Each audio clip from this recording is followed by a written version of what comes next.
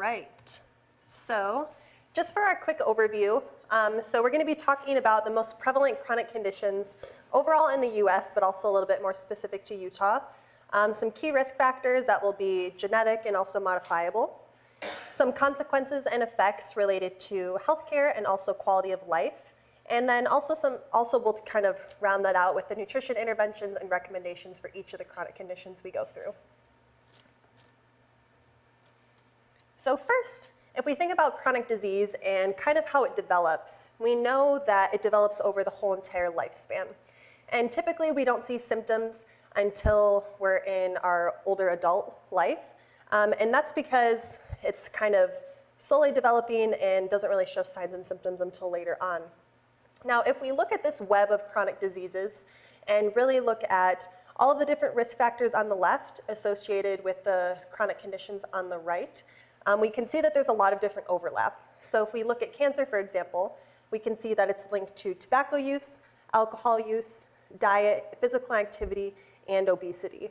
And there are a lot of different chronic conditions that are associated with these risk factors as well. Now, a little bit more specific to Utah, we know that about 60% of the population in Utah is overweight or obese, and about 22.8% of individuals have high cholesterol, and 23.6% have high blood pressure. So these are the real chronic conditions and things that we're trying to reduce. So if we look at the US overall, this graph or picture shows the percentage of adults at a healthy weight. So the lighter states are the ones with a lower percentage of adults at a healthy weight, and the darker states are the ones at a higher percentage of adults at a healthy weight. So overall, compared to the US, Utah is doing pretty well. We're in the darker area of the map, but we do know that there's still that 60% of the population that is overweight or obese, so we're aiming to reduce that percentage. Now, if we switch this to look at the prevalence of diagnosed diabetes, we can see that the graph and pictures kind of flip a little bit. So now we see the darker color with more diagnosed diabetes within those kind of southern states, and Utah included, we're among those states that are lighter in color or who have a lower percentage of diagnosed diabetes. So we'll touch on kind of what are our most prevalent chronic conditions.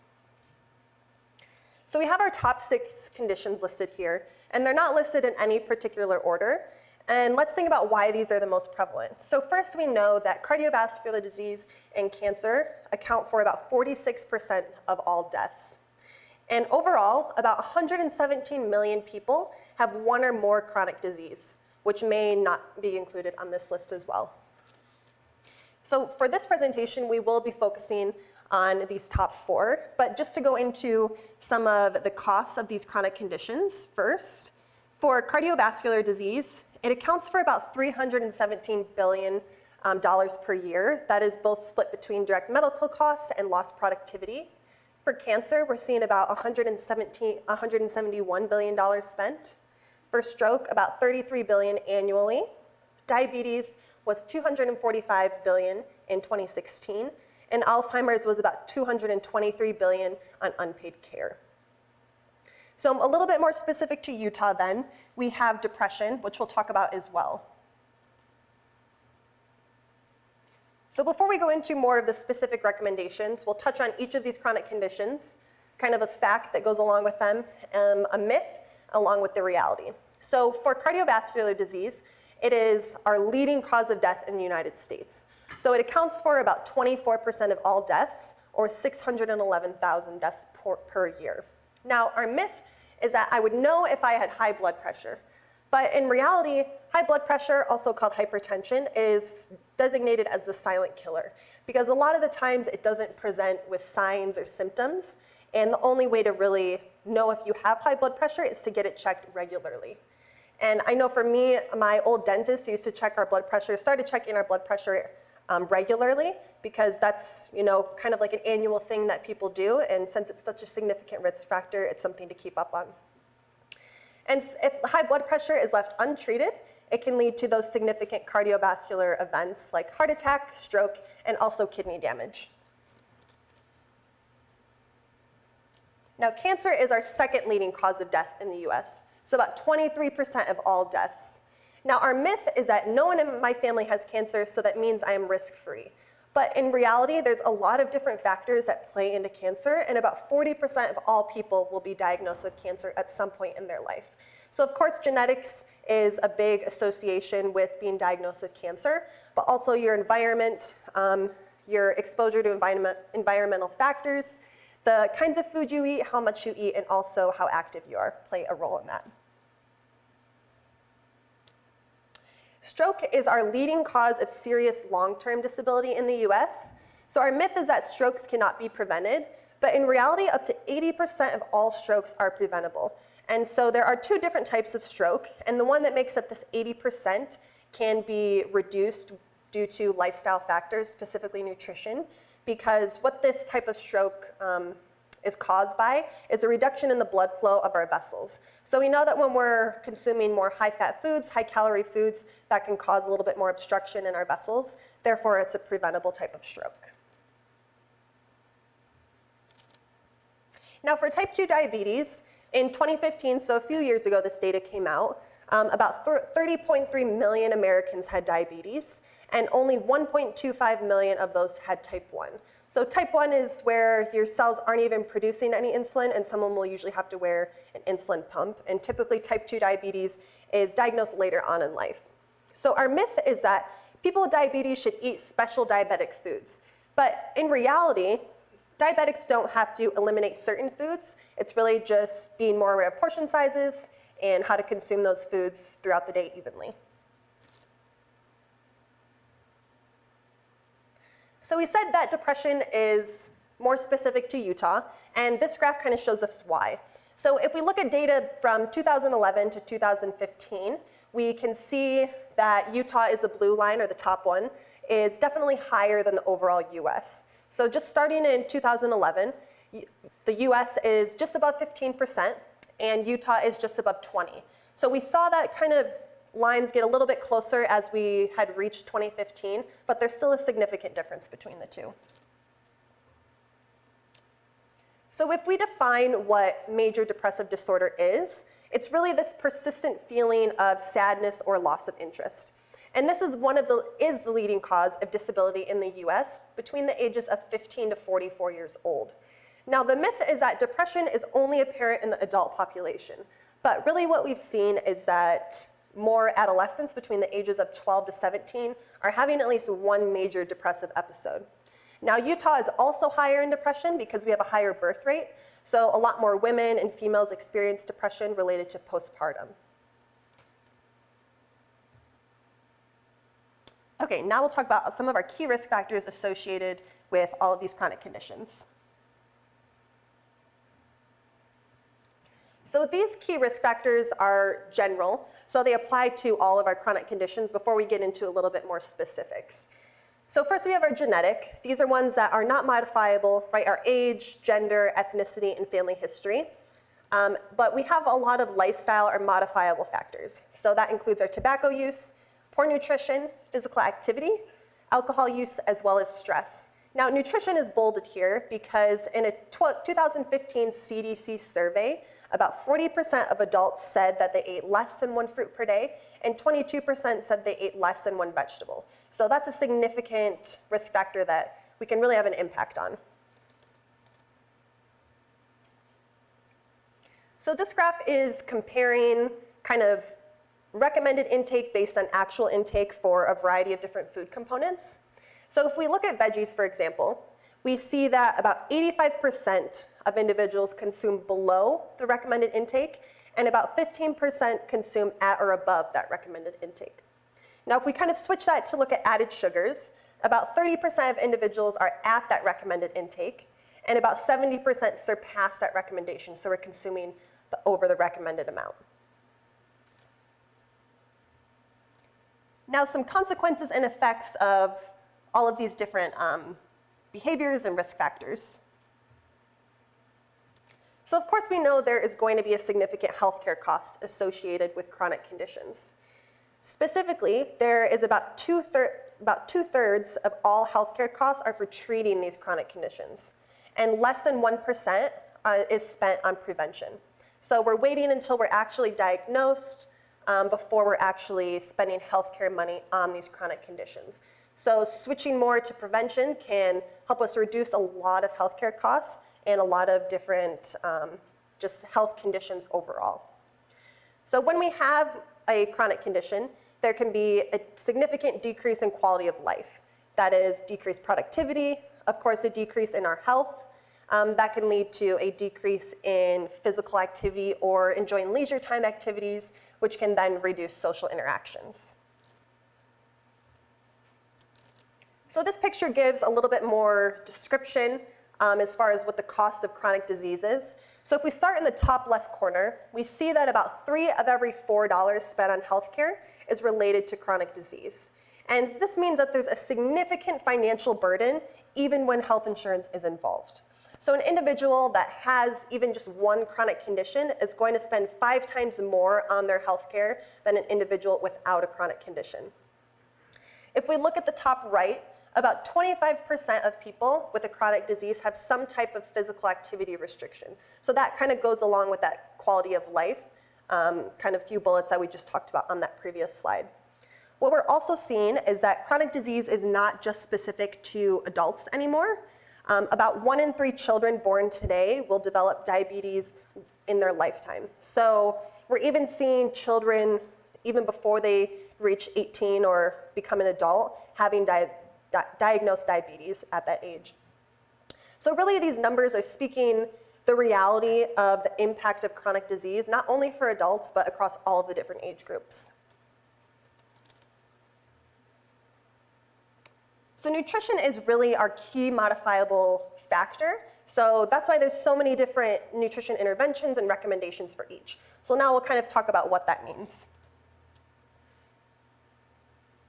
So we know that nutrition is plays that vital role in reducing chronic disease, helps to preserve our health, maintain function, whether that's our heart, blood sugar, kidneys, really all of our organ systems. Now, proper nutrition helps to reduce healthcare costs, both short and long term. And a lot of the times we may not be pushed to initiate prevention strategies, or our insurance may not cover a lot of prevention. So there's kind of that dissonance that we have to overcome. But it's really important to be proactive in these situations and take an important step in preventing chronic conditions for yourself. So if we first look at the quote on the left, this is from an author and individual who speaks out about nutrition and kind of our culture around nutrition, Michael Pollan. So he says to eat food, not too much, mostly plants. So he really likes to highlight the connection between our plates, our farms, our gardens, and kind of what's in our mind. And he talks about how we obsess and worry so much about our diet and what we're consuming, yet the Western American diet is really associated with poor health. So the switch should be to focus on whole foods, getting away from labeling things as good and bad, and really enjoying more and interacting socially when we're consuming food. Now the My Plate on the right is what the federal government is promoting. Really, it's a guide to all of the different food groups and focusing more on this realistic plate portion rather than the food pyramid that might just give you recommendations as far as how many servings you should be consuming per day. But this is just a better visual representation. So it's just reminding that all whole food choices are really what we're aiming for. Now this quote saying that to consume a healthy eating pattern that accounts for all foods and beverages within an appropriate calorie level. Now this is a broad statement, but it's really intended to be like this, because with the new dietary guidelines for Americans and recommendations for nutrition, we're shifting more towards this holistic nutrition and importance of the foods that we eat. So straying away from being so focused on specific nutrients, like trying to get so much vitamin C or amino acids, that we want to be more aware of just consuming food first and in their whole form. So this is just the first cover page of what the dietary guidelines for Americans looks like. They do their recommendations every 5 years, so right now we're nearing the end of the 2015-2020 guidelines, and this is their 8th edition. If you're interested in looking at this, they have it online. Just look at the executive summary instead of the full kind of guidelines, just because the executive summary will be a little bit shorter, more concise, easy to read. But they go through all of the different data and kind of how they came to their recommendations for each of the different nutrients and analyze data over the years to get there. So their key recommendations is broadly to emphasize a healthy eating pattern. So really getting that variety of fruits and vegetables, consuming all the different subgroups, because they do divide vegetables into subgroups that include our dark green, red and orange, legumes or beans, starchy, and other. So what falls in the other category are things like lettuce, zucchini, mushrooms, cucumbers, I believe, to really be getting our weekly recommendation of those. Of course, get a variety of fruits as well, most often in their whole form, to be consuming grains, with at least half of them being whole to increase our fiber intake. Fat-free or low-fat dairy, although I can see this changing because there has been a little bit more research being promoted recently that talks about how we might be able to consume more medium fat or whole fat dairy. So we'll see if those adjust within the next recommendations. And to consume a variety of protein foods. So meat, poultry, eggs, also fish, and beans and nuts as well.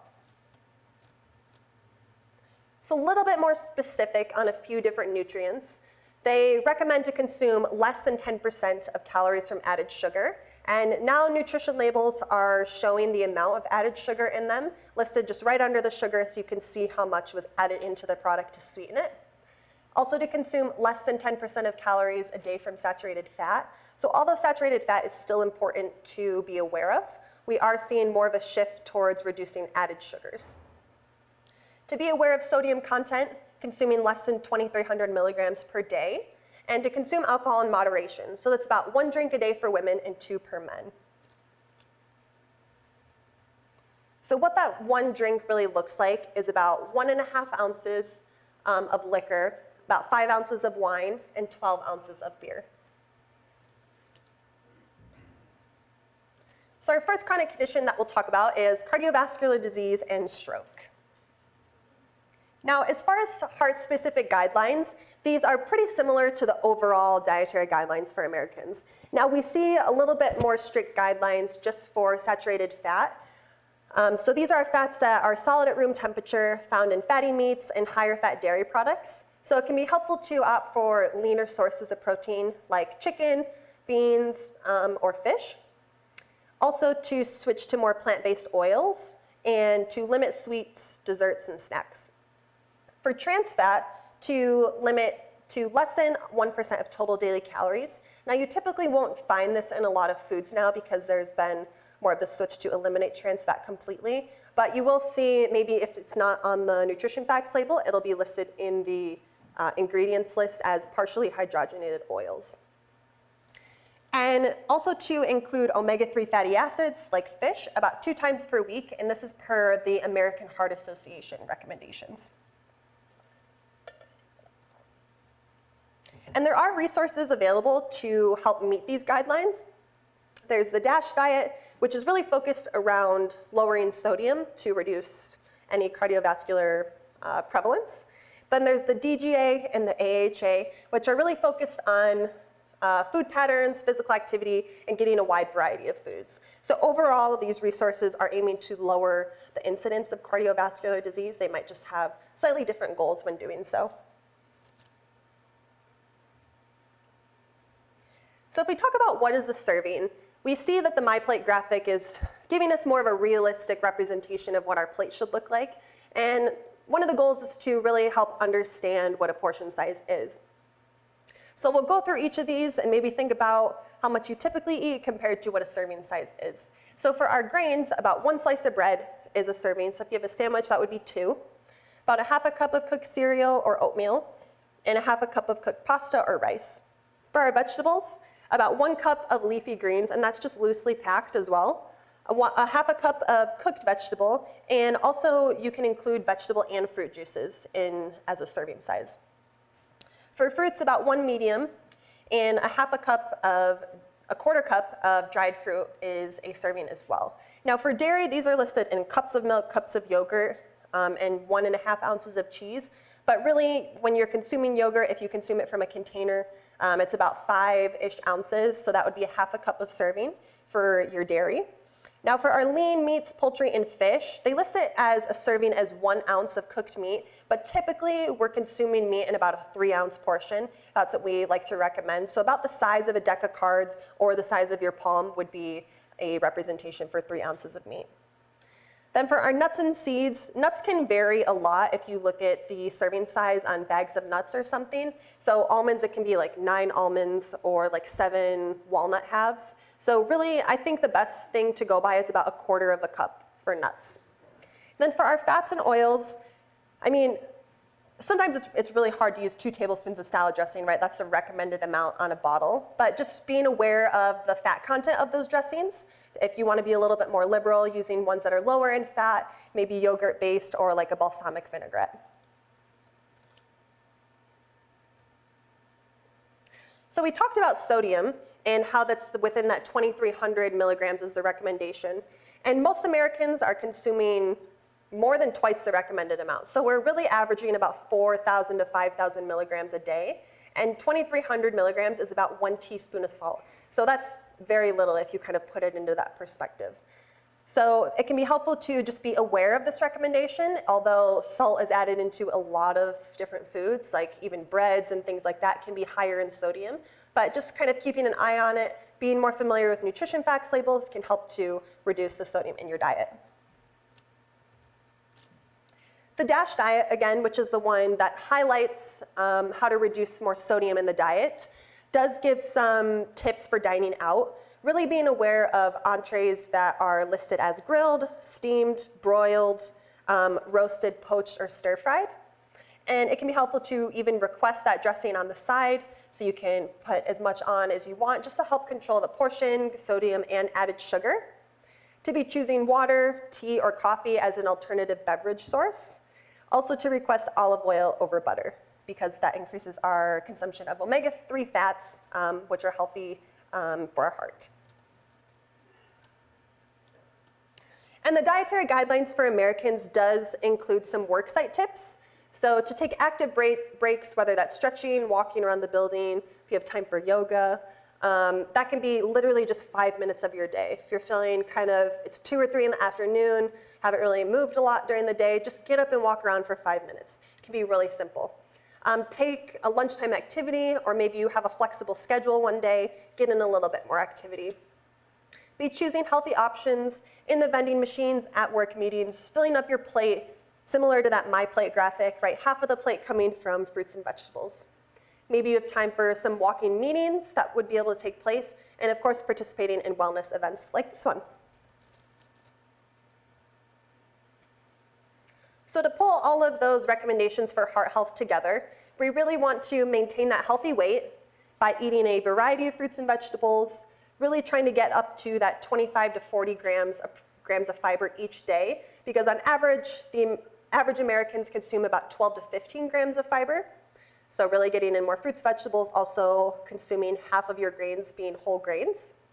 Limiting saturated fat, which can go along with increasing more intake of fatty fish about 2 to 3 times a week, limiting our sugary drinks and foods, and consuming alcohol and sodium in moderation.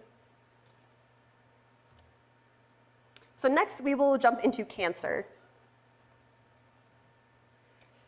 Now this slide is highlighting all of the different titles, news reports, research, anything that's been coming out about cancer, because there really is a variety of different headlines that you will see.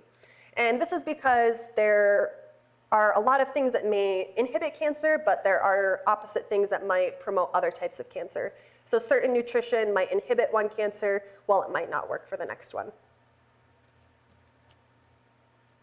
So a quote from the American Cancer Society: for most Americans who do not use tobacco, the most important cancer risk factors that can be changed are body weight, diet, and physical activity.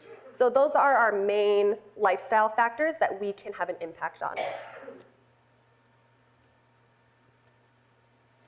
Now from the World Cancer Research Fund, They estimate that about 20% of all cancers diagnosed in the US are related to body fat, physical inactivity, excess alcohol consumption, and our poor nutrition. So that means that 20% of cancers are preventable. So what we know about cancer and nutrition is that there is an increased association between high intakes of saturated fat, alcohol, and cancer risk. Now, when we're consuming more fat, that will contribute to more of an unhealthy weight. The correlation of alcohol is a little bit more unclear as far as cancer risk, but it has been shown to be just as dangerous, if not more, than smoking. Of course, we want to be consuming an overall healthy diet pattern that includes adequate vitamins and minerals to keep our body systems functioning properly. And of course, maintaining that healthy body weight can decrease our risk of cancer-related deaths. Now, these general recommendations for cancer are pretty similar to the other recommendations we've touched on, but I'll just highlight a couple that are a little bit more specific to cancer. So we know that moderate meat portions will help reduce the risk of cancer because cancer has been shown to be associated with processed and red meat specifically. Also, we want to be emphasizing whole foods and not just supplements. A lot of the times when we think about cancer, we think about our body attacking itself in our cells, so we think that more supplements that are specific nutrients and vitamins will help our cancer, but really that might be kind of counteractive in a way because cancer cells are really smart. So we really want to get our nutrients and vitamins and minerals from whole food sources. That will be the best option. Now, a little bit specific to cancer, but kind of what we want to increase overall is nutrient density. And this is the amount of nutrients per calorie of food. So if we talk about what is a nutrient-dense food and what is a less nutrient-dense food, our nutrient-dense foods are going to be bright or deeply colored fruits and vegetables, fortified, along with meat, dairy, and eggs. So our whole food sources. Our less nutrient-dense foods will be more packaged, processed foods, white in color, maybe high in fat or high in refined sugars. Now, I really like this bottom picture where you can see it shows kind of like the shape of your stomach. So if we look at 400 calories of oil, chicken, and vegetables. Now, they're all the same calorie content, but the vegetables are going to provide us with more nutrients. So they are therefore more nutrient dense comparing all of the three together. Next we'll talk about type 2 diabetes. So first, the prevalence of type 2 diabetes, it's really been increasing over the years. Now, just data from 2011 to 2017 has showed us that there has been an increase of about 4.5 million cases of diabetes. So currently, we're about 30.3 million Americans have been diagnosed with diabetes. And specific just to 2015, about 1.5 million new cases were diagnosed in individuals. Also, diabetes does kill more Americans each year than AIDS and breast cancer combined. So looking at this data, it was just above 69,000 people per year. Now, if we think about how carbohydrates in our body system works to maintain our blood sugar without diabetes, we know that we eat carbohydrates, which are broken down into glucose or sugar, and that glucose is the main source of fuel for our cells. Now, we have our hormone insulin, which is produced by our pancreas, that helps to take up that glucose into our cells to be used. So in diabetes, our insulin isn't working so well, so that's why we don't have, people might experience fatigue because we're not having as much glucose taken up into our cells, and that's why we have high blood sugar. So the blood is just filled with glucose, making our blood sugar elevated. So some risk factors for type 2 diabetes, of course, genetics and age play a role in that. Also ethnicity. So individuals of Asian, African American, Hispanic, and Native Americans are more likely to develop type 2 diabetes. Also having a sedentary lifestyle, which is more associated with overweight or obesity.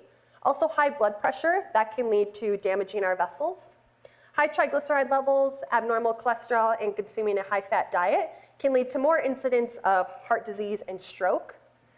Also, alcohol intake.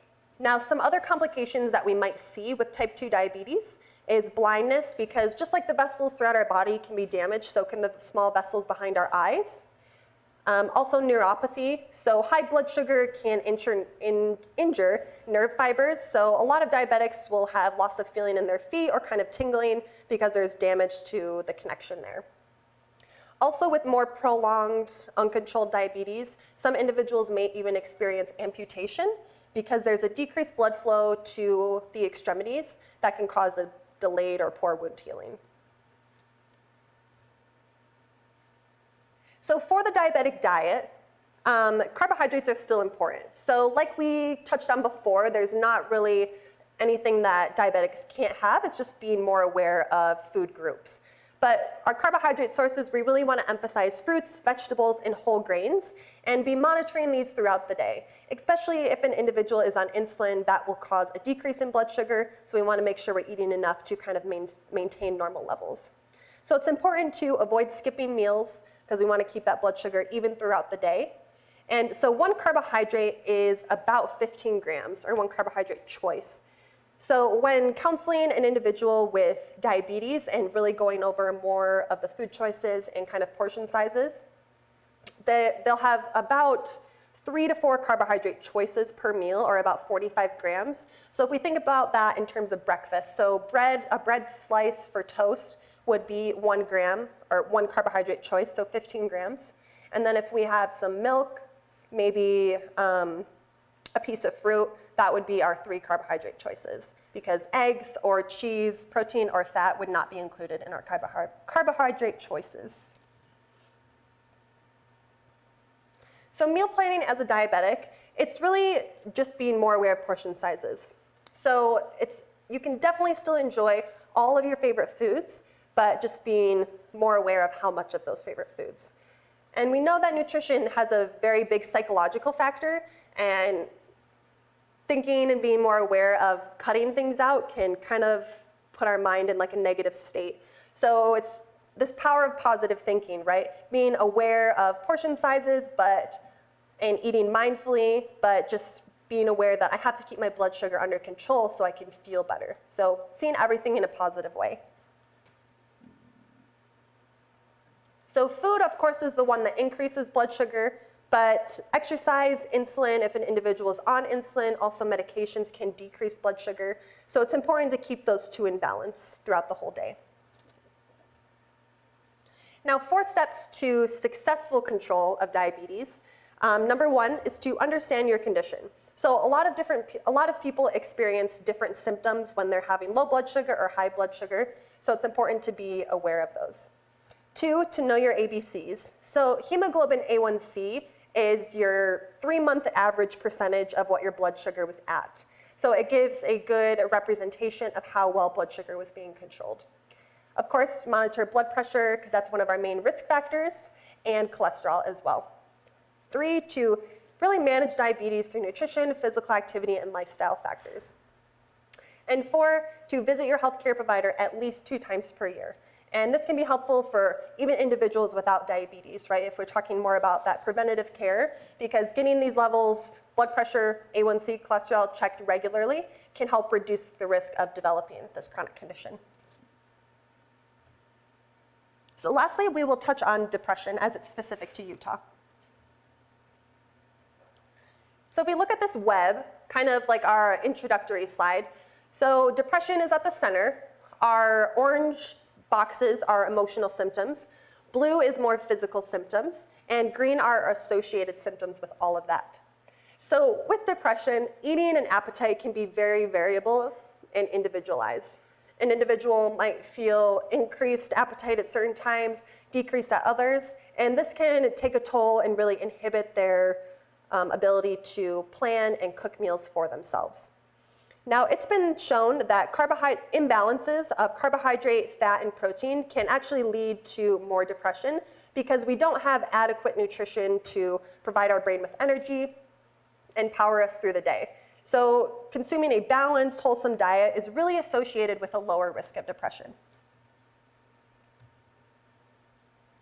So a nutrition plan for an individual who has depression can be to really plan out the time of eating. So specific meal times, snack times, that way there's not a lot of fluctuation, even if they may not feel up to eating. Just having a small snack planned will give them the nutrition that they need throughout the day. Now for a loss of appetite, we really want to create an appealing environment. And I think this goes for even an individual without depression, right? We want to eat in a place that's inviting. We don't want to have a plate set in front of us that's all the same color, all the same texture, right? That's not appealing. So specifically for someone with depression, those things will be a little bit even more impactful. Now, during times of increased appetite or food cravings, we want to enjoy those moments. So taking about 20 minutes to eat, be consuming high fiber foods, water, and eat mindfully. So those high fiber foods will give energy a little bit more sustained and throughout the day. So that kind of ties in with the carbohydrates and blood sugar. Those high fiber foods to regulate blood sugar and keep it stable. A couple more specifics for a nutrition plan. There are a few amino acids or proteins that have been shown to or play a significant role in promoting brain health. So we have tryptophan, tyrosine, and glutamine. And these all play a significant role in brain function. Specifically, tryptophan is found in turkey. That's why you get sleepy or feeling a little good after Thanksgiving. Tyrosine and glutamine are found in pork, beef, also chicken, fish, and cheese sources. Now, balancing our fatty acids, like omega-3 fats, help for overall brain function and even proper development. Vitamins and minerals, adequate hydration, just rounding out the diet. Being involved in regular physical activity will also help increase endorphins and feeling great, and to use medications appropriately if that applies. There has been a lot of different research for mood-boosting nutrients specifically. So for fruits and vegetables, they have a whole host of different vitamins. Specifically, the B vitamins, antioxidants, and magnesium help with brain and nerve health to help our body feel overall in a mood-boosting, positive feel. So flavonoids that are found in tea, coffee, chocolate can reduce depressive symptoms. Phenethylamine helps to have an anti-anxiety effect, and that's found in beans, poultry, nuts, and seeds. Wholesome carbs, of course, when you eat a really carb-rich meal, you kind of feel more energized and your mood boosts a little bit. Oily fish are omega-3 fat source. Dark chocolate can help reduce those stress hormones, and the recommendations even say to consume up to 1 chocolate bar a day. I mean, that's awesome in itself, right? Saffron is a little bit newer as far as I just came across it more recently, is that they're using it to work almost as well as antidepressant drugs. It can be a little bit more expensive, but it's kind of more of like a natural way to reduce inflammation. Coconut, if you've heard of MCTs or medium chain triglycerides, that's how coconut has been really promoted recently. It's just a quicker source of energy, so it can help reduce that kind of like stressful feeling that we might have. Peppermint is helped to increase alertness and a little bit more focus. So if we put all of this together, so if you've heard of comorbidities, and that's really having 2 or more chronic conditions, and that can become very common with chronic conditions. We think back to that web of chronic conditions and how everything was interrelated. That's why comorbidities can be common.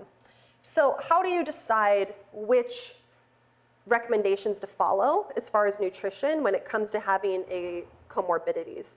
So first, it can be helpful to talk to your physician. They can help you identify what is most important at this time period, but also to maybe use the most strictest recommendations. So overall, we have the sodium recommendation at about 2,300 milligrams, but specific for high blood pressure and cardiovascular disease, they reduce it to about 1,500 milligrams. So that can be a good way to kind of follow some sort of recommendation if you are questioning it.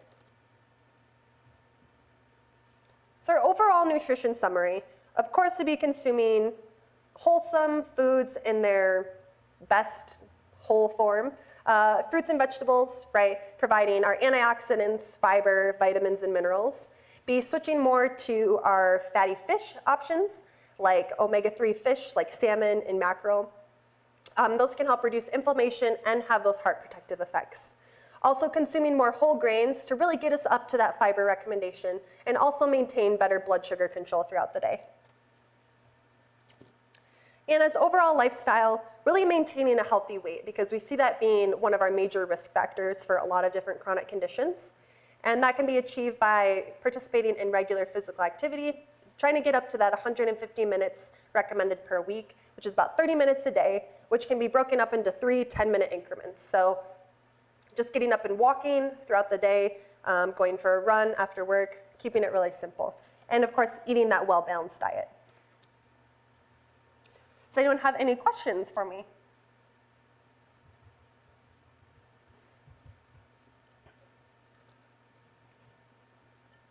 It's a lot of information also. No? All right. Well, thank you.